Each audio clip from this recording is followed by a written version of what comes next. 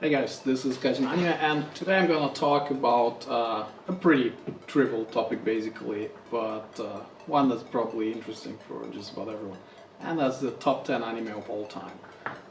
Of course, highly subjective, and your list will likely be quite different from mine, but I think all of the series that I'm gonna talk about are, well, pretty unique in their own right, and probably all of them deserve a review at least.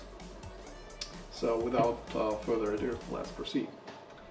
There is no specific order really, because the series are often not very comparable, so again, just we'll take it as it goes.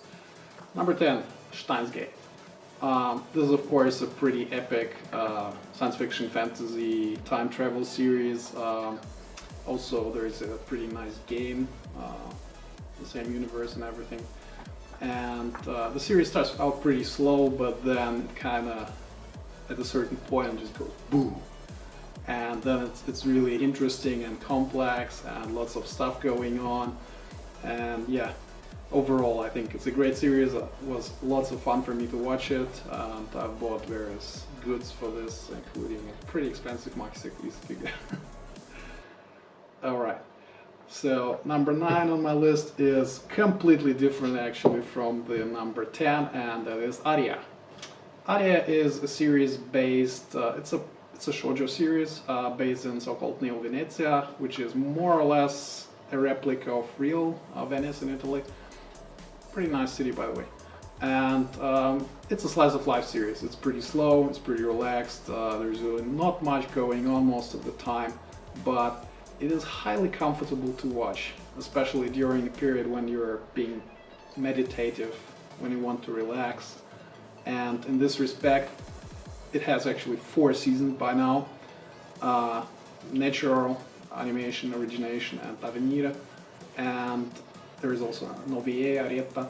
And this series, I think, it's certainly not for everyone, but people who like this kind of slow slice of life show, this is probably one of the best ones out there. Number 8 on the list, again completely different, Hajime no Ippo. This is probably one of the best, if not the best, sports anime. The reason for this is that, especially in the earlier parts, it is visible that the author was pretty well informed on how stuff happens in boxing gyms, on how people train, on how people compete, and it's kind of really interesting to watch. I mean, the first sparring match between Ippo and Miyata, it's so epic. I mean, it's basically more suspense than when you're watching some boring, I don't know, Klitschko fight or whatever. So yeah, this is of course again the series not for everybody, but for the guys who are into martial arts, this is probably the number 1. I mean, there's probably nothing better. Number 7, it's a pretty old series, Planetas. But I think for the space genre, it is among the better or even the best ones out there. There's also stuff like Uchiu Kyodai and so on, but which is even more realistic than Planetas. But I think in terms of realism, in terms of, you know, how this space exploration could look like in another 50 or 100 years if humanity actually invested money into it, which it doesn't on a large scale.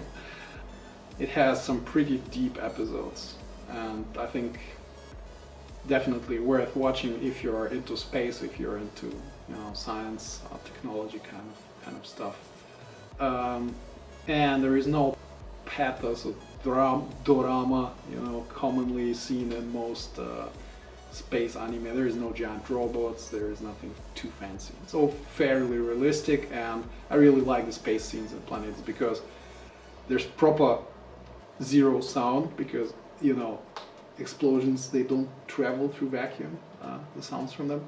So yeah, I mean, I've rewatched it a couple times and I still like it very much, and I actually have the DVD set. So okay, number 6. Now this one is going to be a bit controversial. I mean, among many fans, Sword Art Online. Sword Art Online, well, it is kind of hated among a pretty large part of the fandom, but I think this is not really justified, because, I mean, everyone hates on Kirito for his harem and for his girls and for, you know, I'm so cool, you can cut at me all day and I'll still beat you. But in the end, I mean, Sword Art Online is the first really strong, really good anime on the virtual games topic. I mean, there was Hexine and the whole Hex series. There was Lane, which was perhaps one of the first, but Sword Art Online kind of made it very real. It kind of created the type of world that's actually likely to occur in a few years when the VR technology is kind of a little bit more advanced. Although I don't really think that it will get to the level in Sword Art Online, because it would require a very deep understanding of the basically the brain, the pathways, and it's not realistic to do it anytime soon. But yeah, I mean, Sword Art Online, I think everyone should probably watch it at least once, and especially the second season and the second part of the second season I consider probably one of the best deaths in anime ever, and I'm not gonna say any more than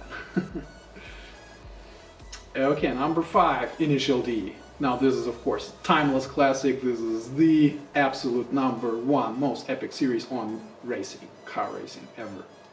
And yeah, I mean, Initial D is just so good. It's nothing else compares. I mean, it made me buy 2 for Yon WD 4-wheel drive cars, and maybe made me take extreme driving lessons and whatever. And in Japan, I mean, it's ubiquitous to an extent that in every gaming arcade you have these Initial D simulators, and in Odaiba, in the Sega Joypolis Center, you can actually do an Initial D race inside of the original Initial D cars, which is pretty fun. I mean, the RX-7 in particular is kind of awesome. I mean, yeah. Number 4.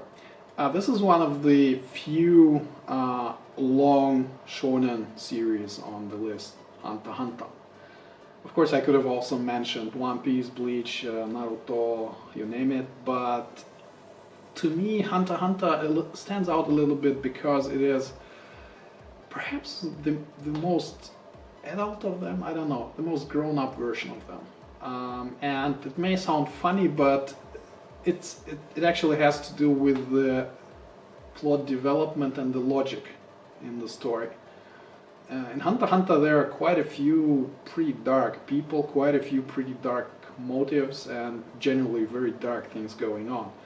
And that's true both for the 99 and the 2011 version, but my personal favorite is the 99 version, which you can also see on my shelf. But the 2011 version is actually quite good as well, and it goes a bit beyond to the mutant ant arc and so on, which is horribly dark. I mean, but in terms of adventure, in terms of fantasy world creation, I think Hunter x Hunter is among the best anime series that are basically out there. Okay, number 3 is yet another science fiction series. I'm a big fan of science fiction series. Psychopath.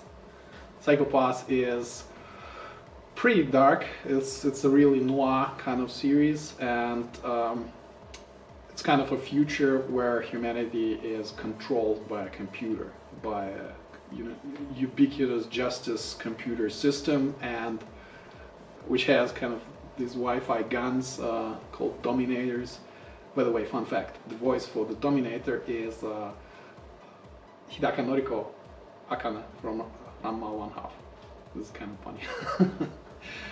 But yeah, and I think the concept behind Psychopaths, that you can actually tell how good or bad this or that person is by their so-called psychopath color, basically.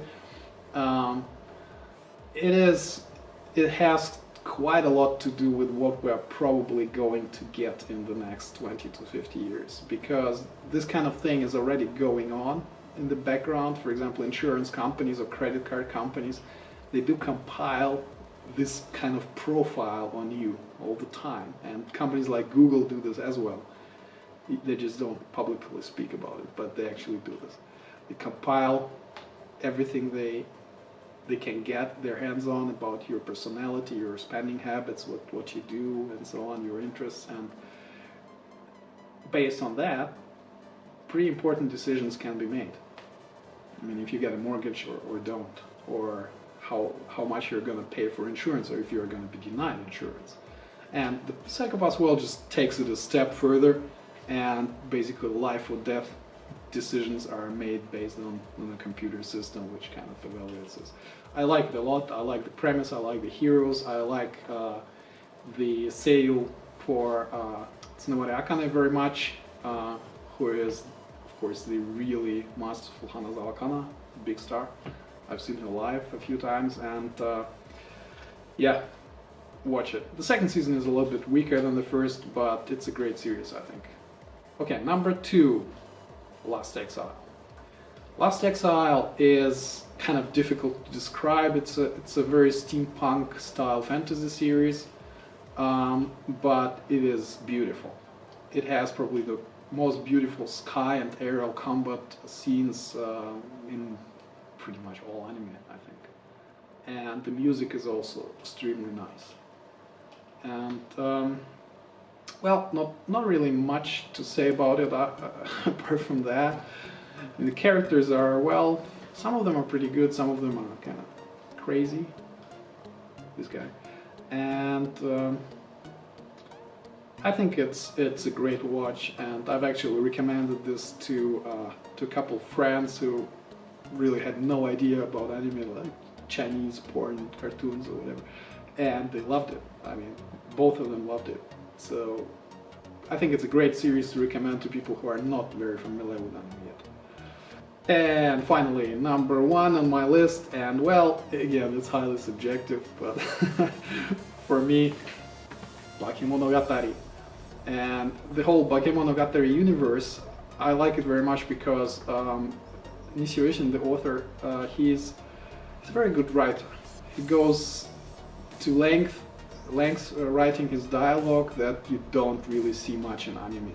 It's lots of pretty deep lines, lots of pretty deep philosophy going on, wordplay, stuff like that. And also the whole avant-garde cubistic style of the Heike Monogatari world. It is kind of awesome. I like it very much. I mean, the latest installation is the Kizumonogatari series, and it's great. I mean, Heike Monogatari is generally great, apart from some slightly too, well, fan-servicey parts. You'll see what I'm talking about, toothbrush scene. But overall, it's a great world in my opinion, and definitely a recommendation, especially if you're a guy and if you enjoy interesting girl characters. For girls, it's maybe not quite as interesting because there's just the one guy, I mean, Arara-kun. It's nevertheless pretty nice guy in my opinion. And yeah, that's it for this video. As always, thanks for listening. Subscribe if you liked it, and yeah, see you next time. ありがとうございます。またね。